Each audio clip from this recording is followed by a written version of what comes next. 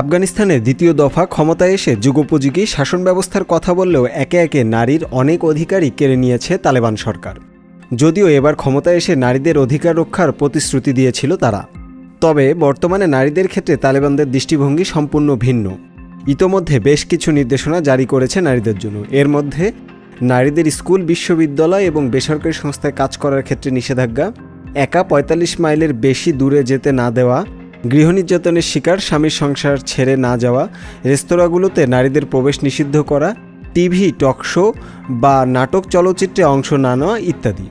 এবার এ তালিকায় যুক্ত হলো রাজধানী কাবুল সহ অন্যান্য প্রদেশে মেয়েদের রূপচর্চা কেন্দ্র বা বিউটি পার্লার বন্ধের নির্দেশনা। এ ব্যাপারে একটি মৌখিক ডিক্রি বা নির্দেশনা জারি করা হয়েছে তালেবান সরকারের পক্ষ থেকে।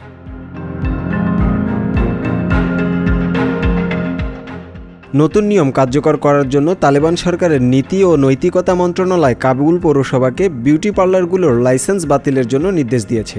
তালেবান সরকারের এমন নতুন নির্দেশনা জারির পর এ নিয়ে কয়েকজন নিজেদের প্রতিক্রিয়া জানিয়েছেন। তাদের একজন মেকআপ আর্টিস্ট রাইহান মুবারিজ। পুরুষদের চাকরি নেই, যখন পুরুষরা পরিবারের দায়িত্ব নিতে পারছেন না, তখন নারীরা এসব রূপচর্চা কেন্দ্রে বাধ্য হয়ে কাজ করছে শুধুমাত্র এক টুকরো রুটির জন্য। যদি এখানেও তাদের নিষিদ্ধ করা হয়, আমরা আর কি করতে পারবো? অপর এক মেকআপ আর্টিস্ট বলেছেন, যদি পুরুষদের কাজ থাকতো আমরা ঘর থেকে বের হতাম না। আমরা কি করব? না খেয়ে মরে যাব? আমাদের কি করা উচিত?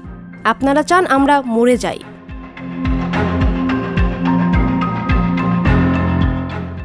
মেয়েদের স্কুল, বিশ্ববিদ্যালয় এবং বেসরকারি সংস্থায় কাজ করার ক্ষেত্রে নিষেধাজ্ঞা দেওয়ার পর এখন রূপচর্চা কেন্দ্রগুলো বন্ধ করে দেওয়ার নির্দেশ দিয়েছে হার্ডলাইনার তালেবানরা। এ বিষয়ে তালেবান সরকারের নীতি ও নৈতিকতা মন্ত্রণালয়ের মুখপাত্র মোহাম্মদ আকিব মাজাহার বলেন, নীতি ও নৈতিকতা মন্ত্রণালয় কাবুল মিউনিসিপালকে নতুন ডিক্রি কার্যকর ও নারীদের রূপচর্চা কেন্দ্রগুলোর লাইসেন্স বাতিলের নির্দেশ দিয়েছে।